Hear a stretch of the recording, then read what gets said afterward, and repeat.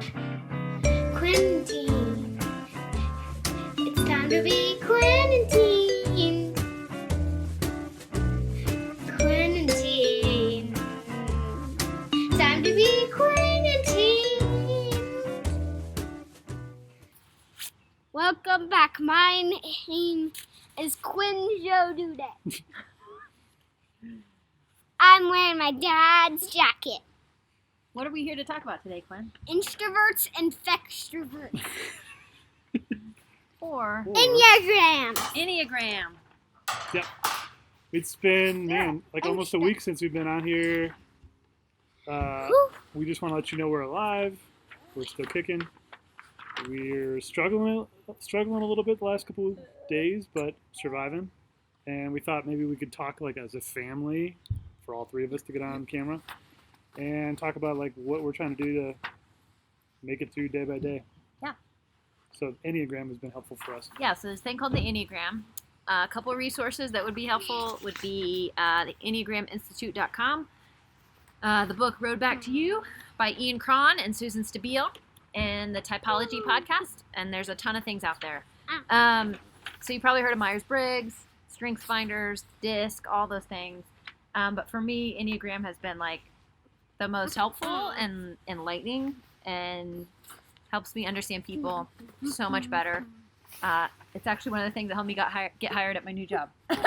So it's a great tool. All right, so here's the drawing that Quinn and I made. Yeah. Basically, again, this is assumptions, big generalities. Don't say, I don't want to be put in a box, Lindsay. We did this 3 times. This is our 4th time. This is our 4th time recording this. All right. Okay, so up here we have a triad. Do you remember what this one is called? No. It's the body triad, and they typically have an underlying core issue of anger. So you got your challenger, your peacemaker, and your perfectionist. Then over here you have your heart triad, and you have your helper, your achiever, and your individualist. And over here you have the fear triad, which is in their head all the time, the thinker, the questioner, and the enthusiast. And Quinn, which number is Mom? You're a 6. I'm a 6. So when I'm healthy, I'm a good questioner, and I add a lot of value. And I tend to be like a peacemaker, and I'm easygoing, not super stressed, not rushed, pretty chill. But when I'm stressed, where do I go? I'm not laughing because she's not normally like that, but Wow. it is funny. Number 3, I go to achiever, which Joe has seen way too much of. That is very scheduled, very systematic. There's structure, there is order. These are the rules. Let's do them. And then Quinn, what number is Dad? That's an 8. No. That's a 9. No. What's this number? That's a 1. He's a 7, which is the enthusiast. So pretty easygoing, loves her life, big optimist. But That's a 3. in unhealth goes to perfectionist, very all or nothing. Either everything's great or everything's horrible. And since everything's usually great, when things are horrible, everything's horrible. But when he's healthy, he goes to 5, which is a thinker. Actually, Dad is a 3. No, he's not. No. And so, Andy's a 6. and you're not supposed to type kids because they don't have enough life experience. But you can probably kind of guess what your kid is. But Quinn, what number do you think you might be? What'd you say? 9. A 9? No, I'm all of them, which All is of a the 10. Typically, a 9 is a person who sees all the sides. I'm a 10. Yeah, so for me, I've been stressed the last couple of days. So for me, when I get stressed, I get super lethargic, super slothful, gluttonous. Just because the world is not well, and when the world is not awesome, that sucks. And I go to the other extreme, I just might as well check out and just not do anything.